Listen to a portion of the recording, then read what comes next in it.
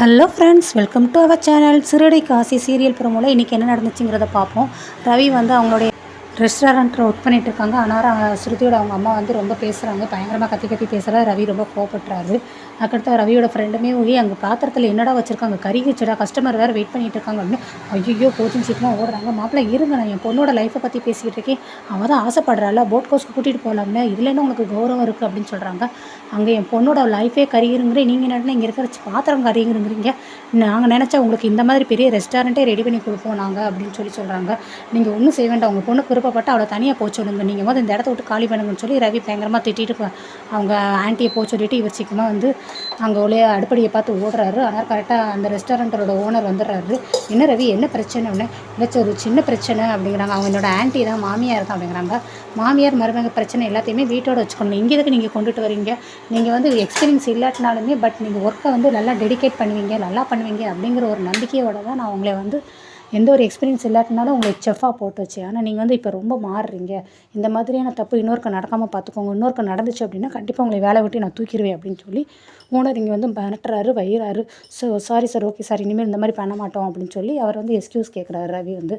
Next வந்து ரவி பயங்கர கோவம் ஆயிடுறாரு. அங்கிட்டு வீடை கட்டுறாங்க. ஸ்ருதி ஃபோனை உட்காந்து பார்த்துட்ருக்காங்க. சீக்கிரமாக ரவி வர்றாரு வீட்டுக்குள்ளே, அவங்க ரூம்குள்ளே வராரு. நீ எந்திரி அப்படிங்கிறாங்க. ஸ்ருதி என்னடா என்னாச்சு அப்படின்னு. நீ எந்திரி அப்படின்ட்டு ஃபோனை எடுத்து அவர் சீக்கிரமாக தூக்கி அந்த பெட் மேலே தூக்கி போடுறாரு. ஒன்று என்ன லூஸா, நான் என் ஃப்ரெண்டுக்கு டெக்ஸ்ட் பண்ணிக்கிட்டு இருந்தேன் இல்லை, அதை போய் இப்படி தூக்கி போடுற செல்ல அப்படிங்கிறாங்க. நீ தான் லூஸ் மாதிரி என்னை நடத்துகிற, ஏன் இப்படி நடந்துக்கிறேன், நீ ஏன் உன் பிஹேவியர்ஸ் இப்படி வச்சுருக்க, உங்கள் அம்மாவை யார் ரெஸ்டாரண்ட்டுக்கு வச்சுறாங்க, எதுக்கு உங்கள் அம்மாவில் நீ அனுப்பிவிட்டு உங்கள் அம்மா வச்சு என்கிட்ட பேச வைக்கிறேன், என்னது என் மம்மி வந்தாங்களா, என் மம்மி எதுக்கு வந்தாங்கன்னு நீ என்கிட்ட கொஷின் கேட்குறியா, நீ தானே உங்கள் அம்மாட்ட சொன்ன, நீ தானே அனுப்பி விட்டேன்னு, எங்கள் மம்மி ரெஸ்டாரண்ட்டுக்கு வந்தது எதுவுமே எனக்கு தெரியாதுப்பா அப்படிங்கிறாங்க. பொய் சொல்லாத அப்படிங்கிறாங்க. அப்புறம் சொல்கிறாங்க, இந்த மாதிரி உன்னை கூட்டிகிட்டு போக மாட்டேன்னு சொன்னதுக்காக உங்கள் அம்மா வந்து என்கிட்ட பேசுகிறாங்க, எவ்வளோ தான் போங்க வீட்டில் வந்து பேசுங்கன்னு சொன்னால் பேசாமட்டு கேட்க மாட்டேங்கிறாங்க. அது கடைசி நான் வந்து ஓனர்கிட்ட வந்து வசம் வாங்கியிருக்கேன், என்றைக்குமே அவர் என்னை திட்ட மாட்டார், இன்றைக்கி என்னை வேலையை விட்டு தூக்கிடுவேன்னு சொல்லி தான் திட்டிருக்காரு அப்படிங்கிறாங்க. ஏன் இப்படி ஈகோ பிடிச்சி அலையிற, நீ ரொம்ப தான் பார்க்குற அப்படின்னு சொல்லி அவங்க ரெண்டு பேருக்குள்ளே சண்டை வருது. இனிமேல் உங்கள் அம்மா என்னை பார்த்து ஏதாவது பேச வந்தாங்கன்னு வச்சுக்கோ, ரெண்டு பேருக்குள்ளே ஏதாவது விஷயத்தை தலையிட்டாங்க, அப்படி நடக்கிறதே வேறு அப்படின்ட்டு பயங்கரமாக இவர் கோவப்படுறாரு. இப்போ நான் நல்லா திட்டி விட்டு அனுப்பி விட்டுருவேன் அப்படின்ட்டு. ஸோ இவங்க ரெண்டு பேருக்குள்ளே இந்த பிரச்சனை சண்டையாக இருக்குது. அடுத்து இங்கே ரோகிணியை காட்டுறாங்க. ரோகிணி வந்து ரொம்ப யோசித்துக்கிட்டே அவங்க ரூமில் உட்காந்துருக்காங்க. இப்படி மனோஜ்க்கு வந்து 14 லட்சம் கேட்குறாங்களே, ஐயோ அடுத்து இந்த ஆன்ட்டி என்கிட்ட தான் வந்து சீனை போடுவாங்களே, இங்கே நம்ம தான் வந்து எல்லாம் பேசணும்னு நினைப்பாங்களேன்னு யோசிச்சுக்கிட்டே உட்காந்துருக்காங்க. கரெக்டாக அன்னாரம் பார்த்து உள்ளே வர்றாங்க அவங்க விஜய் ஆண்டி. ஐயோ உள்ளே வராங்க, கண்டிப்பாக ரூபா கேட்க தான் வருவாங்க அப்படிங்கிறாங்க. அதே போல் என்னம்மா என்ன பண்ணுற அப்படின்னு சொல்லி ஸ்ருதி ரோகிணிகிட்ட வந்து பேசிகிட்டு இருக்கும்போது மனோஜ்க்கு வந்து இந்த மாதிரி 14 லட்சம் கேட்டிருக்காங்க, உனக்கு தெரியுமில்லம்மா, வேறு வழி இல்லை, என்ன பண்ண, அவனுக்குன்னு ஒரு தொழில் கண்டிப்பாக அமைச்சு தானே கொடுக்கணும், அவன் கனடாவில் போய் நல்லா கை நிறைய சம்பாதிச்சா நம்மளுக்கு தானம்மா பெருமை அப்படிங்கிறாங்க. ஆமாம் ஆண்டி, ஆனால் அதுக்குன்னு 14 லட்சத்துக்கு நம்ம எங்கே போக முடியும், அது பதிலாக அவன் இங்கே லோக்கலில் ஏதாவது வேறு சின்ன வேலை ஏதாவது கிடச்சா கூட அந்த வேலைக்கு போக வேண்டியது தானே அப்படிங்கிறாங்க. போகலாமா, ஆனால் அதுக்குன்னே அவனோட திறமைக்கு ஏற்ற வேலை கிடைக்கணும்லம்மா, அதுவும் இருக்குல்ல. இப்போ நீ உங்கள் அப்பாட்ட ஃபோன் போட்டு பேசி இல்லை உங்கள் மாமாட்ட சொல்லி அந்த ரூபாவை ரெடி பண்ண சொல்லலாம்ல அப்படிங்கிறாங்க. யார், எங்கள் அப்பாவா அப்படின்னு சொல்லி ரோகிங்க. ஆமாடா உங்கள் அப்பா தான், இல்லாட்டினா நீ உங்கள் மாமா ஃபோன் போட்டு கூட நானே பேசுகிறேன், உங்கள் மாமா உங்கள் அப்பாட்ட பேசி ரூபாவை ரெடி பண்ண சொல்லுவார், நானா எங்கள் அப்பாட்டையா, எங்கள் அப்பா வேலைக்கு அப்படின்னு யோசிக்கிறாங்க. புரியுது, உங்கள் அப்பாவை நினச்சி பார்த்தா இதை விட பெரிய பிஸ்னஸே ஸ்டார்ட் பண்ணலாம், இது வேலைக்கு போகிறதுலாம் சங்கட்டமாக தான் இருக்கும் உங்கள் அப்பாவோட மரமையை போகிறதுக்கு, இல்லாட்டினா ஒன்று பண்ணலாம், நம்ம 14 லட்சம் கேட்கறதுக்கு மேலே பல லட்சங்கள் கேட்டுட்டு அதையும் சேர்த்து வாங்கிட்டு ரவிக்கு சொந்தமாக இந்த ஊரில் ஒரு பிஸ்னஸ் பண்ணி கொடுத்துடலாமே, வெளிநாட்டில் போய் எதுக்கு யாருமே இல்லாத இடத்துல போய் அவன் போய் அங்கே வேலை பார்க்கணும், எனக்கும் என் பையனை விட்டு பிரிஞ்சு இருக்க முடியாது, ஸோ நம்ம இன்னும் கொஞ்சம் எக்ஸ்ட்ரா லட்சங்கள் கேளுடா, நீ அதில் வச்சு நம்ம இங்கே பிஸ்னஸ் பண்ணி கொடுத்துடலாம் அப்படிங்கிறாங்க. 14 லட்சத்துக்கே இங்கே வெளியே காணும், இதில் இந்த அம்மா வேறு எக்ஸ்ட்ரா பல லட்சங்கள் வேறு பிட்ட போடுது, ஐயோ இதை நான் இப்படி தான் சமாளிக்க போகிறேனோ அப்படின்னு சொல்லி ரோகிணி மனசுக்குள்ளே பேசுகிறாங்க. நீ நான் ஃபோன் போட்டு கொடு ரோகிணி, நான் பேசுகிறேன் உங்கள் மாமாட்ட அப்படிங்கிறாங்க. இல்லை அதெல்லாம் வேண்டாம், இது வந்து பண விஷயம், அதுவும் பெரிய அமௌண்ட், ஸோ நானே மெதுவாக பேசிக்கிறேன் அப்படின்னு சொல்லி ரோஹிணி சொல்கிறாங்க. அப்படியா, சரிம்மா நீ பேசிடுமான்னு சொல்லி அவங்க விஜயை போயிடுறாங்க அந்த இடத்த விட்டு. ஸோ அதுக்கடுத்து நெக்ஸ்ட்டு அவங்க ஃப்ரெண்டுகிட்ட பேசிகிட்டு இருக்காங்க இந்த மாதிரி அப்படிங்கியும். அவங்க ஃப்ரெண்டு சொல்கிறாங்க, அப்போ நீயும் இனிமேல் உன் ஹஸ்பண்டோடு சேர்ந்து கனடாவுக்கு போயிடுவேன், அங்கே போய் செட்டில் ஆயிடுவேன், நாங்கள் தான் இனிமேல் இங்கேயே இருக்கணும், உன்னை பார்க்க கூட முடியாதுன்னு அப்படின்னு சொல்கிறாங்க. என்ன உனக்கு என்ன நக்கலா கிண்டலா அப்படின்னு சொல்லி இங்கே ரோஹிணி கோப்படுறாங்க. ஆமாம் நிஜமாக தான் நான் சொல்கிறேன், நீ போய் நாட்டில் செட்டில் ஆயிடுவீல, அதுவும் மலேசியாவில் உங்கள் அப்பா இருக்காங்கன்னு வேறு சொல்லியிருக்க, ஸோ அந்த 14 லட்சம் உங்கள் அப்பா தான் கொடுப்பாங்க, பிறகு நீ இவ்வளோ தூரம் பில்டப் பண்ணால் 1 ரூபா கேட்க தான் செய்வாங்க, உங்கள் மாமியார் கரெக்டாக தானே 1 ரூபா கேட்குறாங்க அப்படிங்கிறாங்க. இப்போ நீ என்ன பண்ண போகிற அப்படின்னு. ஐயோ நான் என்ன பண்ண போகிறேன், இந்த 14 லட்சத்தை நான் எங்கே போய் பெறட்டேன், பேசாமல் மனோஜ்க்கு இங்கே உள்ளூரில் ஏதாவது ஒரு வேலையை வாங்கி கொடுத்துட வேண்டியதான், வேலையை வாங்கி கொடுத்துட்டுனா தான் என் மாமியார் எதுவும் கேட்காம அமைதியாக வாயை மூடிட்டு இருப்பாங்க அப்படிங்கிறாங்க. சரி ஓகே, என்னோட கம்பெனியில் சொல்லி வச்சிருக்கேன் நான், உன்னோட வீட்டுக்காரங்களுக்கு வேணால் வேலையை அப்படிங்கிறாங்க. இப்போ எங்கே பார்லருக்கு தானே போகணும் அப்படின்னு அவங்க ஃப்ரெண்டு கேட்குறாங்க. ஆமான்னு. சரி ஏதாவது ஆட்டோ வருதான்னு வெயிட் பண்ணுவோங்கிறாங்க. கரெக்டாக ஒரு ஆட்டோ வருது. இவங்க ரோஹிணி கையை காமிச்சு நிற்கிறாங்க. ஆட்டோவை பார்த்தா கடைசி ஆட்டோக்குள்ளே நம்ம முத்து இருக்காங்க. என்ன இவர் இருக்காருன்னு ரோஹிணி பயங்கர ஷாக்காக இருக்க, திருன்னு முழிக்கிறாங்க. அடுத்து ஆட்டோ வந்து என்னமோ பக்கம் போகுமா பக்கம் போகுமா கேட்குறாங்க. ஆமாம் போகும் அப்படிங்கிறாங்க. இன்னும் ஆட்டோ இப்போ வர்றீங்களா வரலையா, இல்லாட்டினா நான் கிளம்புறதுக்கு அப்படின்ட்டு அவர் கியர்லாம் போடாரு. இரு வெயிட் பண்ணுப்பா, ஏறுங்க ஏறு ரோஹிணி ஏறு அப்படின்னு சொல்லி அவங்க ஃப்ரெண்டு ஏறிறாங்க. ஸோ ரோஹிணியோட ஃப்ரெண்டும் உள்ளே உட்காந்துருக்காங்க. ரோஹிணி வந்து கேளு அப்படிங்கிறாங்க. அவங்க ஃப்ரெண்டு வந்துட்டு அதுக்கடுத்து இந்த தெருவு போகிறதுக்கு எவ்வளோப்பா ஆட்டோ அப்படிங்கிறாங்க. அவர் ஒரு அமௌண்ட்டு சொல்கிறாரு. ஏன்னா இவ்வளோ கேட்குறீங்க அப்படின்னு சொல்லி அவங்களும் கம்மி பண்ணுறாங்க. நீங்கள் இவ்வளோ ஒரு அமௌண்ட்டு கம்மியாக பண்ணிங்கன்னு வச்சுக்கோங்க, 2 தெருவுக்கு முன்னாடியே தள்ளியே நான் இறக்கி விட்ருவேன், ஓகேவா உங்களுக்கு அப்படின்னு. வாய் இருந்தால் உங்களுக்கு அதிகம்தான் அப்படின்னு அவங்க ஃப்ரெண்டு சொல்கிறாங்க. அடுத்து இவர் வந்து உன்னை நான் என்ன கேட்க சொன்னால் என்ன கேட்குற அப்படின்னு ரோஹிணி பேசுகிறாங்க. என்னடி ஆட்டோவுக்கு காசு தானே கேட்க சொன்னேனே. அதான் இல்லை, கார் ஓட்டிகிட்டு இருந்தார்ல அதை விட்டுட்டு இப்போ ஆட்டோ ஓட்டுறாரு, என்ன விஷயம் ஏது விஷயம்னு கேட்க சொன்னேன் ஒன்று அப்படின்னு அவங்க காதுக்குள்ளே மெல்லுவாக ரோஹிணி பேசுகிறாங்க. ஓ அதுவா, இரு கேட்குறேன் அப்படின்னு அவங்க ஃப்ரெண்டு சொல்கிறாங்க. கரெக்டாக அவர் ஒரு ஃபோனை எடுத்து அவருடைய ஃப்ரெண்டு செல்வத்துக்கு ஃபோன் போடுறாரு. ஹலோ அண்ணே, அப்படியாண்ணே, ஒரு வாரம் வண்டியை வந்து ஃப்ரெண்டு எடுத்து போயிருக்காப்புல, ஃப்ரெண்டு வந்துடும் உடனே வண்டி, அதுக்குள்ளே நான் உங்களுக்கு காரை கொண்டு வந்துடுறேன், அது வரைக்கும் இப்போக்கி தச்சயமாக ஆட்டோ ஓட்டிகிட்டு இருக்கேனே அப்படின்னு சொல்லி அவர் வந்து பேசிகிட்டு இருக்காரு. இதெல்லாத்தையும் இவங்க கேட்குறாங்க. அவர் செல்வம் வந்துட்டு என்னடா நீ ஏற்கனவே கார் வித்துட்டு இல்லைடா, தெரியும்டா, என்னடா புதுசாக பேசுகிறேன்னு அவர் போட்டு குழப்புறாரு. அதுக்கப்புறம் இவர் பேசலாம் கெஸ் பண்ணிவிட்டு புரிஞ்சு போச்சு, அங்கே ஏதோ தெரிஞ்ச சவாரி வந்திருக்கு, அதனால தான் நீ சமாளிக்கிற அப்படி தானடா அப்படிங்கிறாங்க.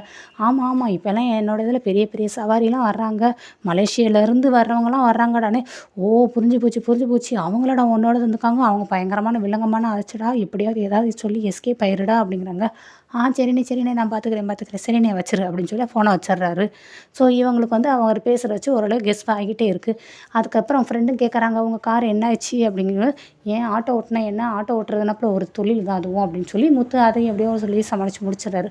அடுத்து இந்த 2 தெருக்கு முன்னாடி நிப்பாட்ட சொல்லு அப்படின்னு ரோஹிணி சொல்கிறாங்க. இந்த தெரு நிப்பாட்டிருங்க அப்படி. ஏங்க இன்னும் 2 தெரு தள்ளி தானேங்க உங்கள் பார்லர் இருக்குது, போய் விட்டுறேன் அப்படிங்கிறாங்க. இல்லை வேண்டாம் இங்கேயே இறங்கிடுவோம் அப்படின்னு சொல்லி இறங்குறாங்க. ஸோ ரோஹிணி நினைக்கிறாங்க, நம்ம இன்னும் கரெக்டான ஏரியா போனோம்னா நம்மளுடைய வில்லங்கத்தனம் எல்லாம் இவனுக்கு தெரிஞ்சு போயிடும், ஸோ அதெல்லாம் தெரியக்கூடாதுன்னு சொல்லி ரோஹிணி அவங்களோட விஷயத்தை இங்கே மூட பார்க்குறாங்க. ஒரு வேலையை இறங்கிடுறாங்க. ஆட்டோவுக்கு காசு கொடுக்காம நடந்து போகிறாங்க. ஹலோ என்ன காசு கொடுக்காம போகிறீங்க அப்படிங்கிறாங்க. உங்களுக்கு தெரிஞ்சவங்க தானே இது அப்படின்னு எங்கள் ஃப்ரெண்டு ரோஹிணி ஃப்ரெண்டு சொல்கிறாங்க. இதே தான் பெட்ரோல் போட போகிறவங்க எனக்கு என்ன தெரிஞ்சவங்கன்னு சொல்லி காசு வாங்காமல் பெட்ரோல் போடுறாங்க, கொடுத்தா தானே போடுவாங்க அப்படிங்கிறாரு. ரூபா கொடுத்துட்டு வாடி அப்படின்னு ரோஹிணி சொல்கிறா. சரி அதே போல் ரூபா கொடுத்துட்றீங்க. கரெக்டாக இன்னொருத்தர் வர்றாரு. என்னப்பா முத்து எப்படி இருக்க அப்படிங்கிறாங்க. நல்லா இருக்கேண்ணே நான், நீங்கள் எப்படி இருக்கீங்க, என்னப்பா ஆட்டோ ஓட்டுற, கார் என்னாச்சு அப்படிங்கிறாங்க. அது ஒரு சம்பவம் என்னப்பா கார் மொத்தமாக போச்சா அப்படிங்க அவர்கிட்ட அந்த நடந்த விவரத்தெல்லாம் சொல்கிறாரு. கார் அந்த மாதிரி போயிடுச்சு, விற்றுட்டேன் அப்படின்னு சொல்லி. இது எல்லாத்தையும் ரோஹிணியோட ஃப்ரெண்டும் ஒரு இடத்துல ஒளிஞ்சு நின்று இதெல்லாம் கேட்டுறாங்க. ஸோ அவரும் ஆட்டோ எடுத்துகிட்டு போயிடுறாரு முத்துவும். அப்புறம் ரோஹிணி சொல்கிறாங்க, அப்போ கார் மொத்தமாக அவருக்கு போயிடுச்சா, இப்போ ஆட்டோ தான் ஓட்டுறாரா, இந்த தகவல் தெரிஞ்சிருக்குல்ல எனக்கு, இது போதும் இரு நான் வீட்டில் போய் சொல்கிறேன் அப்படின்ட்டு நேராக வீட்டுக்கு போயிடுறாங்க. மனோஜ் ரூமில் உட்காந்து செல்லை ஏதோ பார்த்துட்டு இருக்காரு. மனோஜ் அப்படிங்கிறாங்க. வா ரோஹிணி வா, நான் கனடாவில் வந்து டாலர் கணக்கில் ரூபா கொடுத்தாங்கன்னா நம்ம இந்திய மதிப்புக்கெலாம் எவ்வளோ வரும், என்னென்ன மாதிரி பொருள் வாங்கணும்னு சொல்லி நான் அங்கே கனடாவில் டாலர் கணக்கெலாம் பார்த்துக்கிட்டு இருக்கேன் அப்படின்னு. அதோட ஒரு முக்கியமான விஷயம் பேசணும்ப்பா அப்படிங்கிறாங்க. என்ன விஷயம் அப்படிங்க. இந்த மாதிரி அவன் ஆட்டோ ஓட்டினா என்ன, கார் ஓட்டினா நம்மளுக்கு என்ன ரோஹிணி, அவன் ஓட்டுறதை ஓட்டிட்டு தான் பண்ணுறேன், டிரைவர் வேலை தானே அப்படிங்கிறாங்க. அது இல்லைப்பா, கார் வந்து மாமா வீட்டு பத்திரத்தை வச்சு தானே வாங்கி கொடுத்தாங்க அவனுக்கு, அப்போ அந்த கார் அவன் விற்றுட்டாருன்னா அந்த காருக்குரிய காசை அவர் வீட்டில் தானே வந்து கொடுக்கணும், அவர் சொந்த யூஸ்க்கு வந்து செலவழிச்சிக்க கூடாதுல்ல, இப்போ அந்த காசை அவர் என்ன பண்ணார், அதை கேட்கலாம்ல நீ போய் அப்படிங்கிறாங்க. அதுவா, அதெல்லாம் கேட்டால் அவன் திருப்பி என் வேலையை பற்றி பேசுவானே ரோஹிணி அப்படிங்கிறாங்க. அது இல்லை, இப்போனால அது வீட்டு பத்திரம் இல்லை, ஸோ எல்லாருக்கும் பொதுவானதானே, அது கண்டிப்பாக கேட்கலாம், அப்போ போய் கண்டிப்பாக கேட்கணுங்கிறியா நீ அப்படிங்கிறாங்க. ஆமாம் கேளு போய் அப்படின்னு ரோஹிணி சொல்கிறாங்க. சரி கேட்போம் அப்படின்ட்டு மனோஜ் வந்து அதை ஆற போட்டுறாரு. நெக்ஸ்ட் இவங்க போகிறாங்க. ஆனால் கரெக்டாக அவங்க மாமியார் உள்ளே போய் சாமிக்கு விளக்கேற்ற போகிறாங்க. ரோஹிணி போகவும் ரோஹிணி வாமா அப்படிங்கிறாங்க. ஐயோ திருப்பி இந்த அம்மா கூப்பிடுது, இது ரூபா கேட்குமே அப்படின்னு ரோஹிணி நினச்சிட்டே இருக்கும்போது, இல்லை விளக்கேற்றலாம் நினச்சேமா நீயே வந்துட்டியா, ஆனால் நீயே விளக்கேற்று அப்படிங்கிறாங்க. சரி விளக்கேற்றி முடித்து சாமி கும்பிட்டு முடிச்சிடுறாங்க. திருப்பி வரும்போது அந்நேரம் ரோஹிணி யோசிக்கிறாங்க, இந்த விஷயத்த முத்து விஷயத்த வந்து எப்படியாவது விஜயாத்த கையில் போட்டு வச்சிடணுமே, எப்படி போடலாம் அப்படின்ட்டு. அதுக்கப்புறம் கேட்குறாங்க, ஆன்ட்டி முத்து வந்து என்ன பண்ணுறாங்க அப்படின்ட்டு. என்னம்மா புதுசாக கேட்குற, அவன் கார் ஓட்டுறான், டிரைவரு.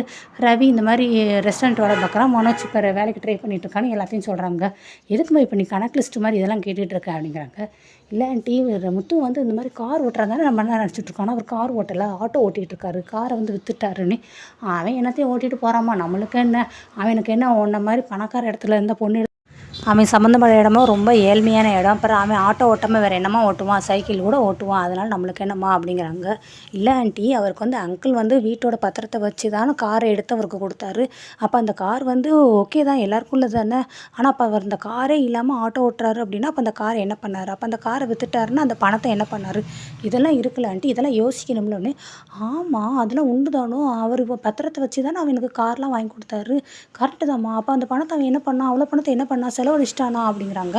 அது என்னன்னு தெரியல ஆன்ட்டி, அதை தான் நீங்கள் கேளுங்கிறேன் நான் உங்களை. நீங்கள் கேட்கலாம்ல, நான் கேட்டால் தான் எதாவது சொல்லுவார், பட் நீங்கள் கேட்கலாம்ல. ஆமாம்மா, வரட்டும், நான் கண்டிப்பாக கேட்குறேன் பாரு அப்படிங்கிறாங்க.